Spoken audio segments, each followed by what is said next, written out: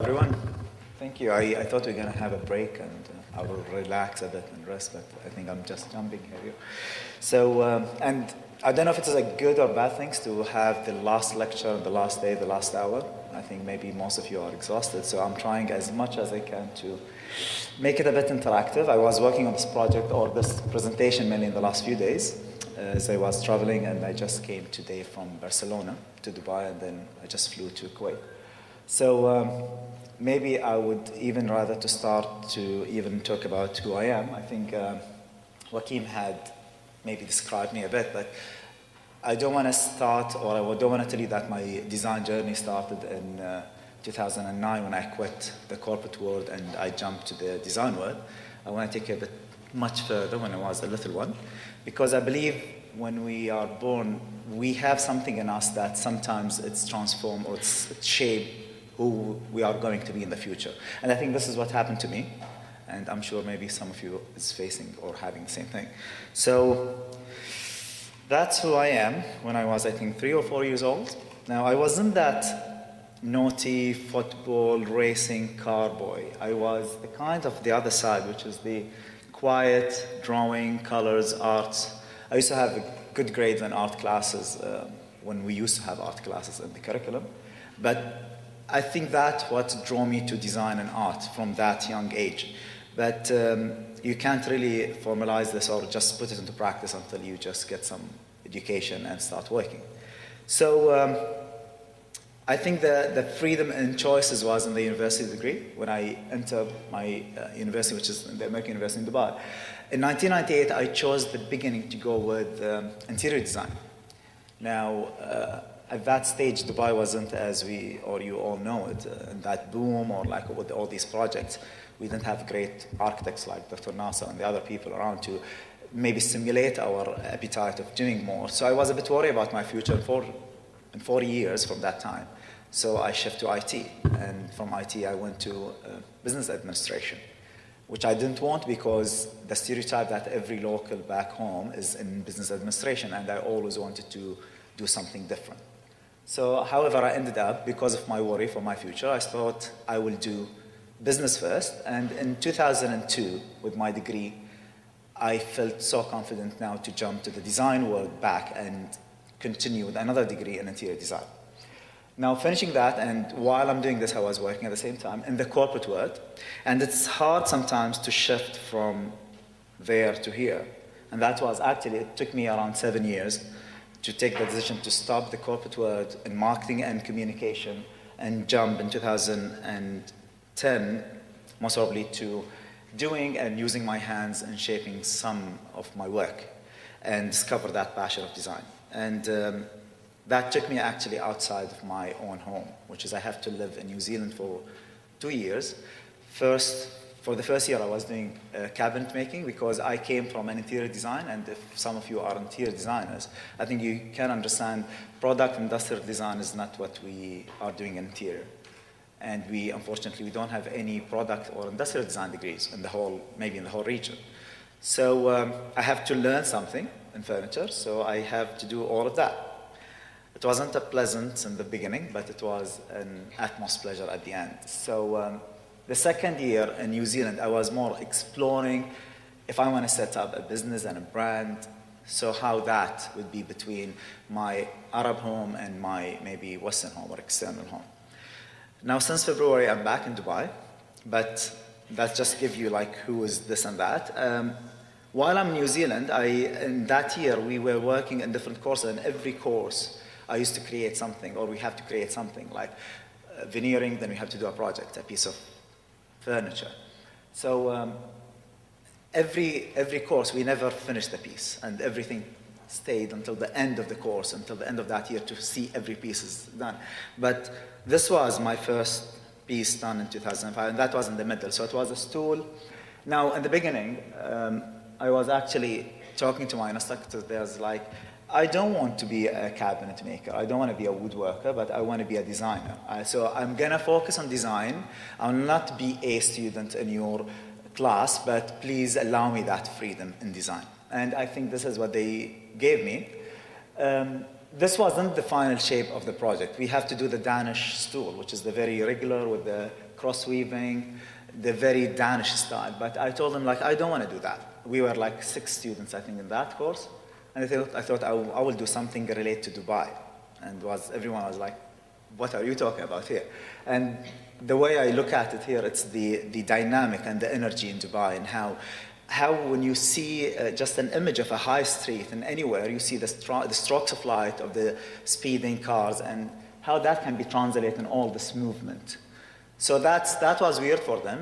They couldn't understand my language, but I kept carrying on. I created a couple of pieces, like the Gemini, which is a chair and a table at the same time, and that was the most touchy and maybe human, creating a veneering project with a game board, and I think some of you recognize this game. It's a carom board, but I had the biggest area to veneer, which wasn't the good or the smart choice to do. I had 1 meter by 1 meter to do, but I was so homesick in the first 3 months, and this is what came up out of it. It's like an aerial view of the sand, and everyone from the All Emirates going on the center, which is Dubai, and there's an Arabic calligraphy saying Dubai, the house of a human, or it's a kind of like a say we say about Dubai.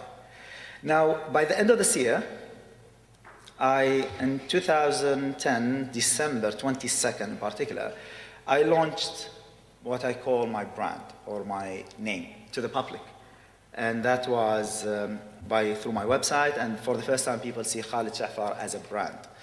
Now there's a different story, I don't want to take you through it, which is why my name is Khalid El Shafar, and it's very common in the Khaliji families that we have El in front, but I was arguing with the fashion brands to say we will not see Giorgio El Armani or Christian El Dior, and then I said, like, no, for my commercial name I'll keep it Khalid Shafar, and I want that to be brand. I was aspired to see such a brand going on that global size.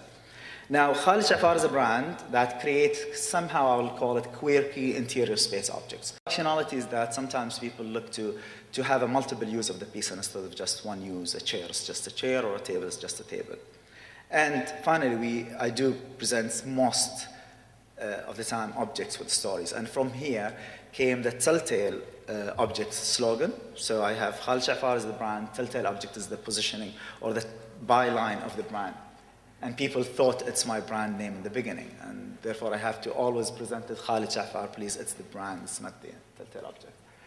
So launching the brand, there's a vision behind it, and in my vision I didn't really put that statement of saying I am, or my vision is too, but I put those words as Emirati design, 100% UAE design, 100% UAE made in UAE, Emirati brand at the end.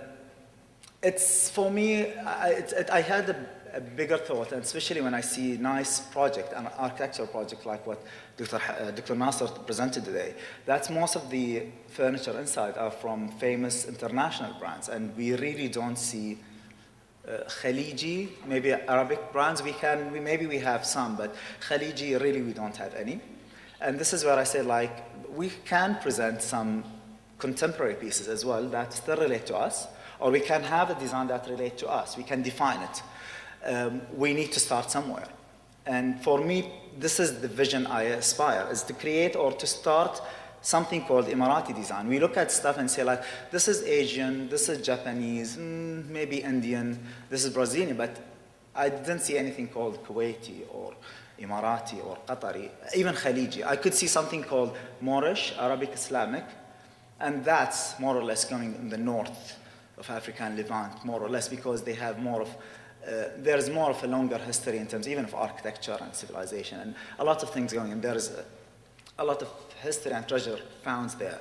But with us, we were nomad, we were moving in the desert, so we needed a start point. And my vision is not the vision that we talk about of 10 years.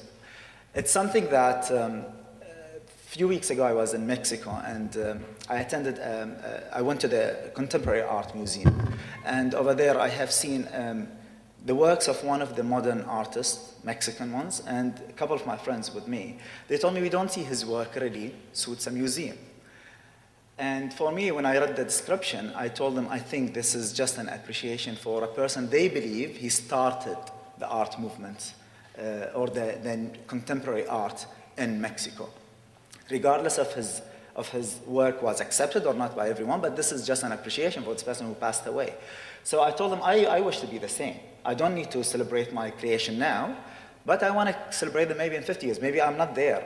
The other generation will. But someone should start something, so in the future we could belong somewhere in the design world. We don't belong yet. We are very early. There's a few names, and if you can name some, that will be great. But if you can tell me a name of a Khaliji, because I know great Arab designers, but Khaliji product or industrial designer, professional, I don't see many out there. I see talent, I see passion, but I don't see professional that can work hand in hand with architects and interior designers to furnish such projects, such nice projects. They can propose their pieces there. So that's more or less my vision, where I'm coming from, like to establish not only Emirati, but if one of you in the future come to say, I want to establish Kuwaiti design or Khaliji design to help Khalid and to help XYZ to establish something Khaliji, then how we can do this. And that's where my lecture title comes from, which is Design Ownership by Origin. So it's not something that really belongs to us, or it's not only belongs to the UAE as Emirati, which I will show you in the examples, but it's something that we can own by presenting it in the right way, expose it to the right public, use it, globalize it, and this is how we can own that. This is the chart I created in terms of just explaining. Now, you might see that I'm coming from the creative background, but as well I'm talking a bit business, but this is where we are ending up. If we want to set, we'll be the black sheeps of setting those ways, and maybe later on leave the creativity for other designers to just focus on design. But if we look at it, to define XYZ design, I would call it. In my case, I'll say if I want to define the Emirati design here, there will be the creator, which I believe in they are the designers and the brands, and they supposed to be from that origin. This is the way I believe in it. And what I'm sharing with you here is mainly my thesis and my statements and what I believe in. And it will be good if at the end of the session I can hear some of your comments and feedback on that. Because I had been challenged or debating this, like people say we had lived here for 20 years in Dubai, so we are local-based designers, so we can still create that. And with all my respect, I believe if I want to create something called Emirati design, the designers and the brands should be Emiratis, because as we said, regardless of how many years you lived here, sometimes you interpret it in a way, but the only people who knows the country is its people. So these two are the creator, but they have to create something which they have to create designs, they have to create things, objects. And these objects not necessarily all the time should relate to the culture, heritage, history, or tradition, or sometimes interpreted in names, colors, and tales, because you don't want to be even perceived as just a designer who's only doing historical things or traditional things. You want to mix. You want to cater to different clients and taste. But this is something that you have to insert within your designs, because with time, you can relate to these particular pieces to say they are done only for this origin. So they were coming from that. And with the other examples, you'll see that I have seen a lot of positive interest from Western people in our contemporary design, or how we interpreted our traditional cultures in contemporary pieces. So taking the first step, which is the designers and the designs, I will elaborate it on myself and my brand, and then on 3 examples of my work, so you can see how we can take that further, and that could be an examples for you as well. So we have the designer, Khalid Shafar, we have the brand, and now the creation. And the creation usually comes, as I said, could be driven from these sides, from colors naming. So if I take something like this, we all know this is one of the weaving techniques, and I'm sure in the Gulf we are sharing many of the things, embroidery or weaving or craft. So this is something I have seen in different GCC countries. It's the weaving using the dry palm leaves. There's great patterns, colors created by these old ladies, but is not taken into the next step. It's not being used in maybe the contemporary side. There is nice creativity is being done with them, but where are they exposed? And my personal story behind it, seeing those scenery around me, we always see the palm trees. It's not only in the Gulf countries, but they are around in different countries, so I can't claim they are Emirati only.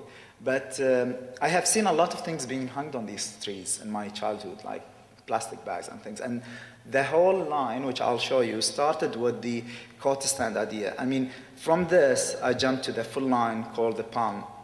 And that came from, it started with the palm coat stand. And that's the idea where the whole thing came from, things hung on the trees.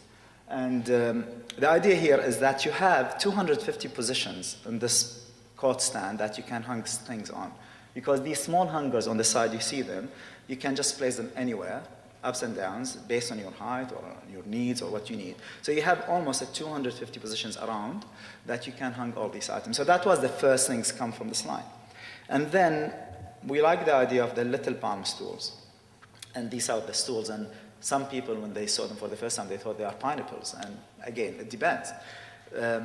I call them little palms because they are relatively little, but you need to present them in a bit of contemporary, adding colors and things. And you can see in the top, maybe you'll see them closer here, where we had used the crafts, now the weaving things. We had incorporated these old ladies to come up with particular pieces, or even pieces that we use like for using in the cooking and stuff, where we have integrate them in the shape. So we're still keeping that craft, but we are integrating it with contemporary style or contemporary move, architectural somehow in terms of how to build this palm and these pieces in particular places.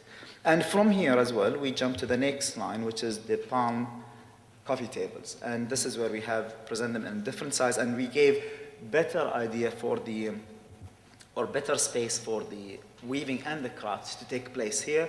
We stitched them on the wood itself to even show the details and how this have been built.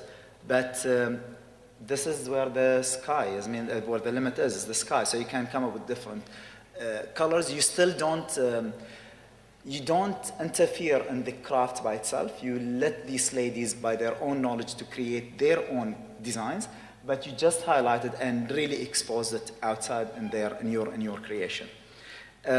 Now from these pictures and from weaving, I have taken in one of my experiments, and that was in Qatar actually. They asked us, it was last year in Tasmeem Design Conference. The brief was me and a couple of designers, maybe Yunus here or somewhere, but he was one of the 4 designers, to express our design thinking in front of the audience using the theme of link.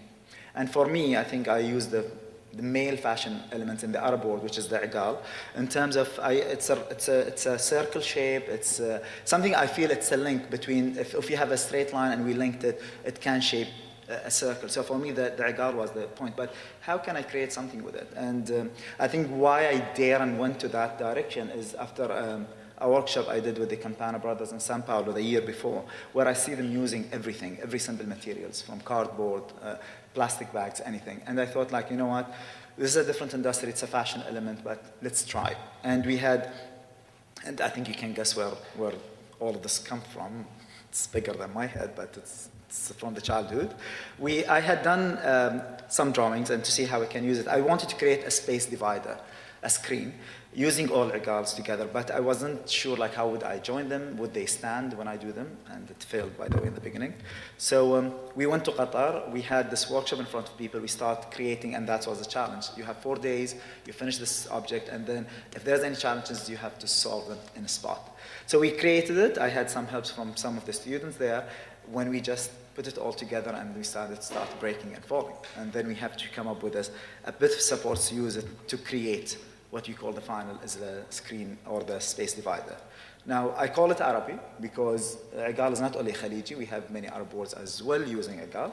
It's an 81 piece of igals all together, or like linked together, and that was my presentation for that conference. Now, this piece was picked up by an international gallery called Caravan from Milan and Beirut, and it's been taken under their sales rights. So it's become a limited edition, it's with them, so the price scheme for a limited edition is much high, and I thought, you know what, I think still I love to see my product not only with very niche target, but I want to see people is using them. So I went to use the same material but in a different way, and here where the idea of the Arabi table lamp came to exist, and that was using the same materials but from, again, another cultural element, which is the fanar, the lantern that we used to use. And this is something in my line, and it's more affordable than the others, I would say, so people can still enjoy. The same gallery had commissioned me and other designers this year as well for Design Days Dubai to do another limited edition piece and using a Middle Eastern craft. The brief was 4 Middle Eastern crafts and they specified them, but I didn't belong, frankly speaking. They gave us the glass blowing, brass work, veneer, and tile making, and they were actually the crafts in Lebanon. But I was in Dubai, I couldn't go there, and I didn't feel I can work with anything unless I am with them. So I thought of the igal. It's still traditions happening, people still make them by hand, so why not? And then we come up with the chandelier, and that was launched this year. It's another limited edition with the gallery. Now the last example is a piece that maybe you will not see the interpretation or the link with it with a direct traditional historical element, but it was something more fun. It's like the story of something from this picture. Now you see, this is a type of embroidery called telly, and I'm not sure if in Kuwait we have telly in particular or something similar, but this is telly. These ladies are using a very simple tool like this, a small stand, a cushion on top, and they start weaving the whole thing you see in the middle, and then they use them to decorate some of the dresses or the cloth they use. It's a long, hard. I never know how they do this. I thought they do it like what they have. The way we see it, it's like a full was done all at once. Usually they do it like strips, and then they start joining different designs to create only one. It was tremendous work from these ladies to do. So I was more interested in the tools here. It wasn't the telly itself. And for me, because I can see we are all like in Westerns or like maybe modern clothes, I would say, this might die one day. Like the whole craft might die, but for me, I always like interact with the tale, with the story. And for me, I want to preserve it. I want to put it somewhere. Even if after 50 years, when people say, what is telly? At least you can tell the story of telly. You don't need to wear it. So I got my inspiration for the next pieces from the tools themselves. And I create something called the tea chandelier. And that's mainly done with a very simple idea of folded handmade mattress, the one we see, and then hanging all the lights on top of them, just representing what you can see and hear. So it's a kind of preserving the story in a lighting piece. That it's a decorative piece, but again, you can use it as general lighting. But I was very concerned about the idea itself. Now this is how, as I said, these all elements belongs to UAE. But for me to put them in objects, to present them, and I will tell you about the other part of that chart, which is the top part. We're talking about to now expose that design being Emirati or Khaliji. We have different aspects. We have community that we need to educate and talk to them through conferences, through workshops. We have events, fair, exhibitions to participate in, to exhibit our work, exposure, media, and we have export. We have to commercialize them, sales abroad. And this is what we have taken in the way as well. Like this is my launch in Dubai last year. This is for the whole collection of 2012. So you can see I didn't want to just stick myself or like stick with the cultural design. There is a whole range in the beginning. We're more contemporary and modern, colorful more, so still can cater for different style. We have different exhibitions here. We have Abu Dhabi, where we launched the tea lights in a separate exhibition in Abu Dhabi Art. We have an exhibition in China in one of the design conferences this year, actually in March. And that was the stand they offered us. So we built it in a way it's like a palm farm. And the Tokyo in Japan was actually the first official launch of the 2012 before Dubai. And that was an interesting feedback from the Japanese market to see how they react towards the cultural, because we set them up like in one side you see all the cultural objects, and then the other one you see more the modern. So you see everyone jumping there on the culture because they are so into details and they want to see the construction-wise, and then they start giving feedback like, we are short, you want something maybe a bit shorter of that coat stand. We love the table because we can close it and then we can save space. So that was good to understand, because you will have to go international one day and then you have to cater to them. You don't want to stay just local here. This was Design Days Dubai this year. So you can see it was the two pieces on display with other pieces from different designers. We have Qatar and we have Berlin, where the Space Divider was the first on public. It was in Kepik Trade Show last year. And then that was Qatar in Doha. You can see Yunus is there actually in the picture. Exposure media. Now, I was so happy when I read any article starting with the Emirati furniture design or the Emirati, that meant a lot to me to start going out in such titles, because we talk about wallpaper, El Decor Japan or Surface China, or even like Mexico. We have India, Tunisia. There's other titles that we have, but the minute you see that Emirati designers or Arab designers or local-based designers, and then you see those works exposed, it's by time. that this ownership will come. I'm not saying I own them now, we own them, it's only Emirati. Tomorrow I will have other designers from different parts of the GCC or the Arab world creating something inspired by the palm. But that doesn't mean we have to stop here, it will only belongs to me or the UAE. But we want to see that interpretation and how these things will happen. It's a start, as I said, and either in the short term we will see that results or we will see it in the long term. But for me, I'm happy just to see that starting.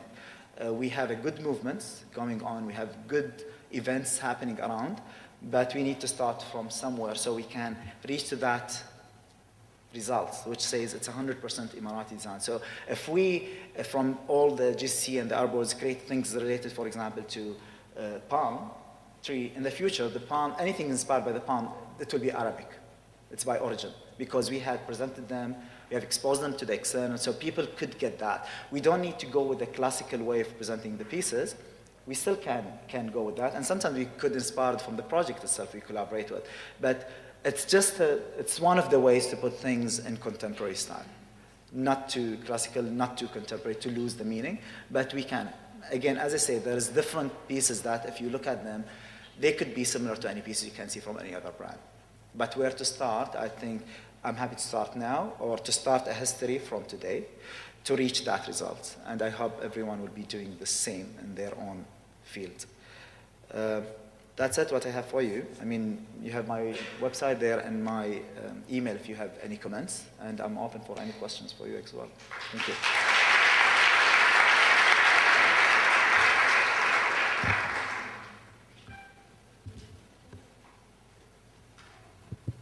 Questions? Yeah.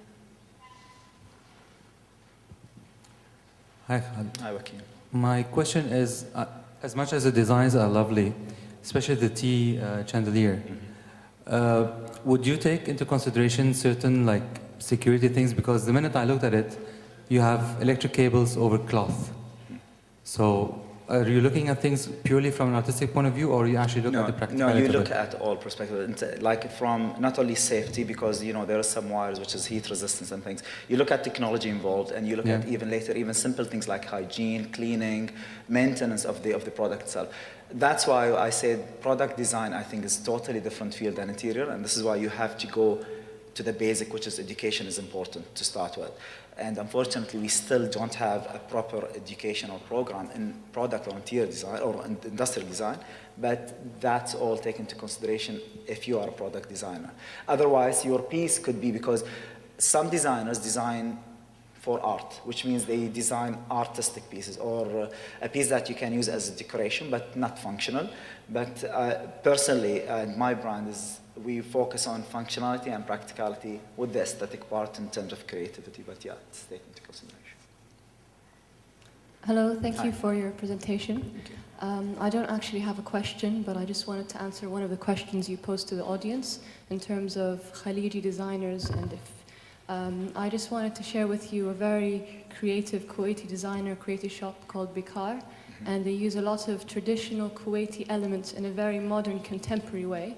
And I don't think designers or people in the creative field are in competition with each other. I think it's a very collaborative effort, and if, I'd invite you to look around Kuwait and probably, experience different ways that design is used in Kuwait. And so Bikar is one of really a fantastic place in Kuwait for you to That's very interesting. I would appreciate it if you can drop me his name or details, if you have any, on my website or on my email, and I can give you the card after. Sure, and there's some because other places as well. This is great to, we really need to educate, and when I meant that, I meant even in a collaborative way, because when we went to Qatar, we are 4 Arab designers from Morocco, Lebanon, Qatar, and UAE, and sometimes in the future we will be demonstrating work as collaborative work as well. We know there is a great developments in Qatar, Kuwait, in Bahrain, in UAE, that we need this inspiration comes from different direction. At least we belong to the same sphere. I applaud your vision for trying to brand internationally while maintaining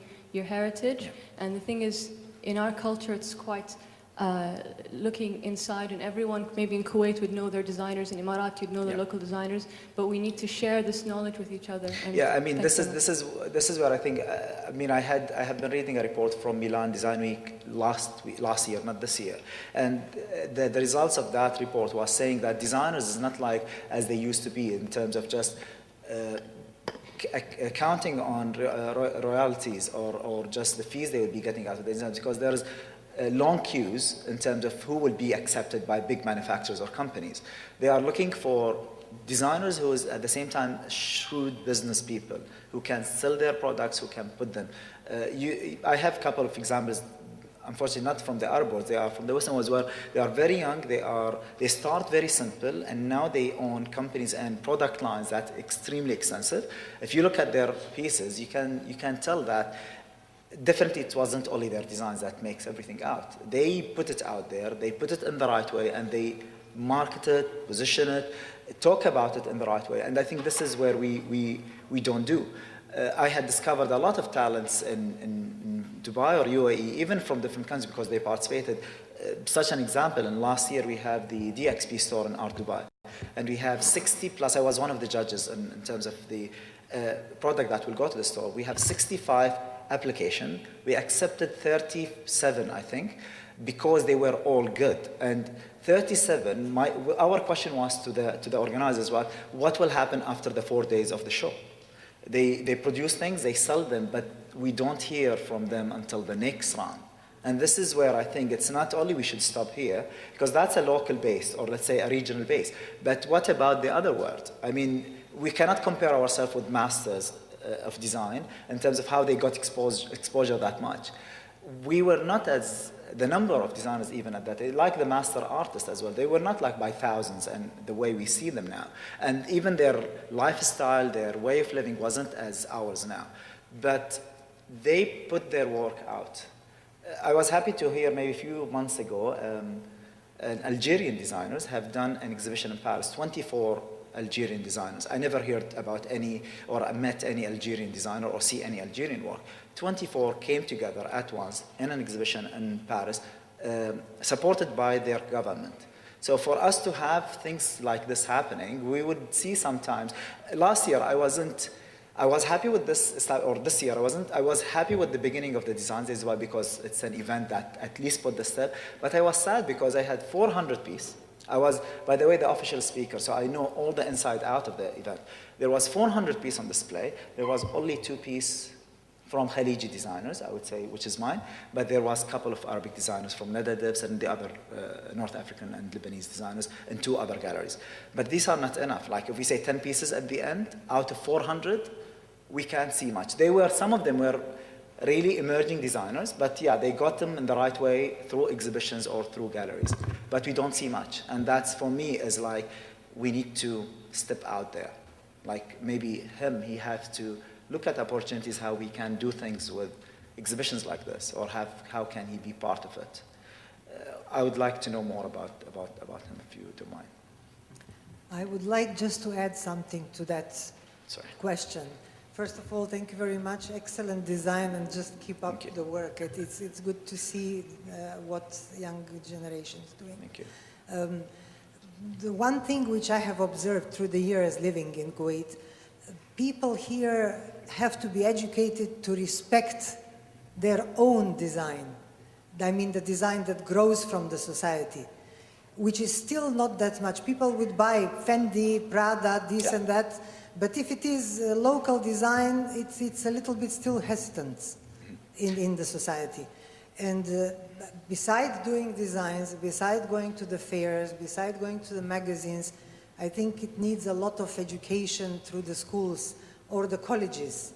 So that self-respect, that confidence into the heritage, into transforming that heritage into something modern and new and respectful, not just by the area, but by everybody else. Because there is a lot of potential and there is a lot of things. I mean, there are a lot of young designers in Kuwait, I'm sure in Gulf area in general, with different things. So I would like to hear your opinion on that. You see, I mean, I had discussed this 2 years back in Abu Dhabi Art. It was a discussion panel and talking about the trust and level of confidence in local brands versus the international brands, and how the shift to international brands. We admit it, and I think everyone maybe agree here, yes, we do tend to shift to international brands because now there is, the lack comes from a reason, or the lack of confidence or trust is even come from the reason we don't see much.